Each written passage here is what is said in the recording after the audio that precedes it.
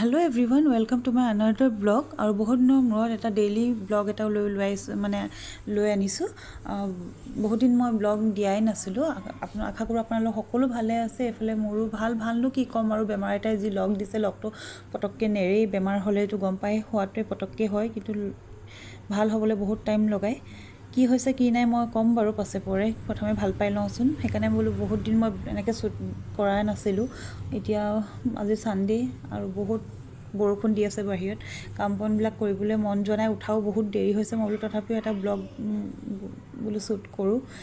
তাকেই ৰাতিপুৱা সোনকালে কামখিনি কৰি মেলি কাঁহী বাতিখিনি ধুই দিলোঁ। কাঁহী বাতিখিনি ৰাতিয়ে হয়, যেনেকৈ আছিলে তেনেকেই থৈ দিলোঁ। কামবিলাক কিছুমান কাম কৰিবলৈ মন নাযায়, ৰাতি হোৱাও দেৰি হৈছিলে।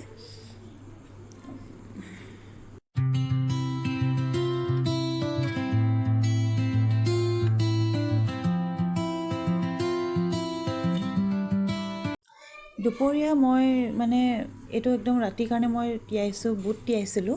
আৰু ৰাতি আচলতে আমি এফালে যোৱা কথা আছিলে, আৰু ৰাতি ক'ৰবাত যাওঁ বুলি ক'লে ক'ৰবাৰ পৰা আহি আকৌ ভাত চাত বনাবলৈ মন নাযায়। সেইকাৰণে মই ৰাতিৰ কাৰণে এই 4টা বজাৰ ব্লগ হয় এইটো। 4টা বজাতে মই বুট চয়াবিন দি পেলাই পোলাও অকণমান বনাই থৈ গৈছিলোঁ। বুটখিনি তিয়ালোঁ। মই কিনো ৰেচিপি ৰেকৰ্ড নকৰিলোঁ, আৰু এনেকৈ অকণমানকৈ দেখাই দিছোঁ আপোনালোকক। বুটখিনি মই প্ৰথমে বইল কৰি লৈছোঁ। মই বোলো ৰাতিৰ কাৰণে বুট পোলাও অকণমান বনাই দিওঁ, চয়াবিন বুট দি। এনেই পোলাও আমি ৰিফাইন তেল দি বনাওঁ, যিহেতু এইকেইদিন অকণমান হেল্ডি ডায়েট চলি আছে। সেইকাৰণে ৰিফাইনৰ লগত অকণমান ৰিফাইন দি পেলাই মিঠাতেল অকণমান এড কৰি দিছোঁ। তাতে আৰু পিঁয়াজ আদা নহৰু চব মিলাই মেলি পাতি এটা চিম্পুলকৈ ৰেডি কৰি দিছোঁ। আৰু যিহেতু আমি বাহিৰলৈ যাম যেতিয়া কিবা এটা খোৱা হ'বই, খায়ে আহিম। তথাপিও আহি পেলাই বনাব মন নাযায় কাৰণে এতিয়াই বনাই ৰেডি কৰি থৈছোঁ। আৰু এই ক'ৰবাত যাম বুলি ক'লে যে মোৰ চুলিখিনি একদম চাথ নিদিয়ে, একদম লগ নিদিয়ে। এনেই চুলি পাতলা, তাতে এতিয়া বেমাৰ পৰি আৰু পাতল হৈ গৈছে। চুলি একদম অৱস্থা নাইকিয়া হৈ থাকে। আৰু এইফালে বুট পোলাওখিনি প্ৰায় হৈছে, আৰু মই চব এড কৰি দিছোঁ। ৰেচিপিটো শ্বৰ্ট ব্লগত দিম, আপোনালোকে চাব পাৰিব। আৰু বহুত দিন ওলাই যোৱা নাই, তাকে বহুত দিনৰ পৰা ভাবি আছিলোঁ ক'ৰবাত এপাক ওলাই যাওঁ। তাতে এতিয়া পূজা হৈ আছে, ডিব্ৰুগড় মণ্ডপবিলাক চাবলৈ বুলি ওলাই যাম বুলি ক'লে তেওঁ খুব এক্সাইটেড হৈ গ'লোঁ এয়া।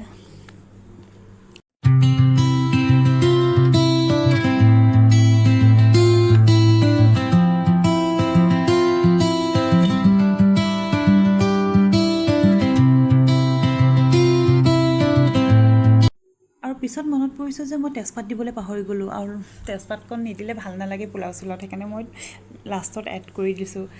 এইফালে মই গৰু গাখীৰ লৈছিলোঁ, বেপাৰী এজন আহিছিলে, যদি খাটি গৰু গাখীৰ হয়। সেইকাৰণে মই এপোৱা লৈ চালোঁ, খাই বেয়া নালাগিলে, কিন্তু ভালেই লাগিলে। আৰু অকণমান বনাই সিজাই মই অকণমান বেটাহঁতৰ লগত এয়া কাৰ্টুন চাবলগীয়া হৈছে। দেখিছে নহয়, আজিকালি ল'ৰা ছোৱালীৰ লগত মিলি আপোনালোকৰ কাৰ্টুন চাইনে?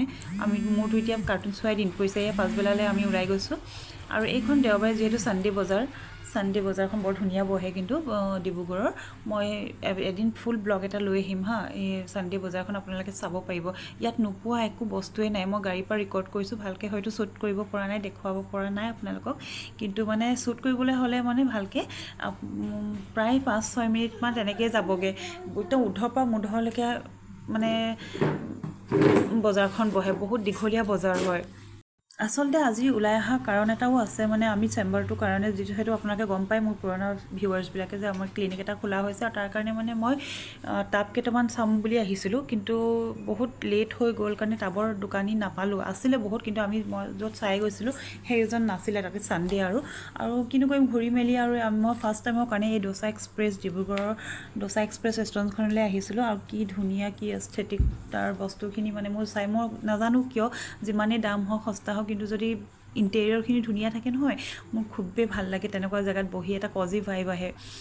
আৰু এয়া যিমানেই যি নাচাওঁ কিয়, আহি পেলাই মেনুখন খোৱা কিন্তু এটাই হয়, চাউথ ইণ্ডিয়ান ডিছ। আৰু চাউথ ইণ্ডিয়ানটো মই খুবেই ভাল পাওঁ, মোৰ ফেভৰেট। গোটেই বছৰো যদি মোক ইডলি ডোচা চাম্বাৰ দিয়ে নহয়, মই গোটেই বছৰ খাই থাকিবলৈ ৰেডি হৈ আছোঁ।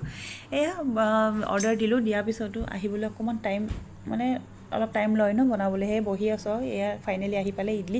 মই ক'ব লাগিব দেই, ডিব্ৰুগড় ডোচা এক্সপ্ৰেছৰ ইডলি একদম ছুপাৰ ছফ্ট। মই এনেকুৱা ইডলি গোটেই ডিব্ৰুগড়খনত খোৱাই নাই।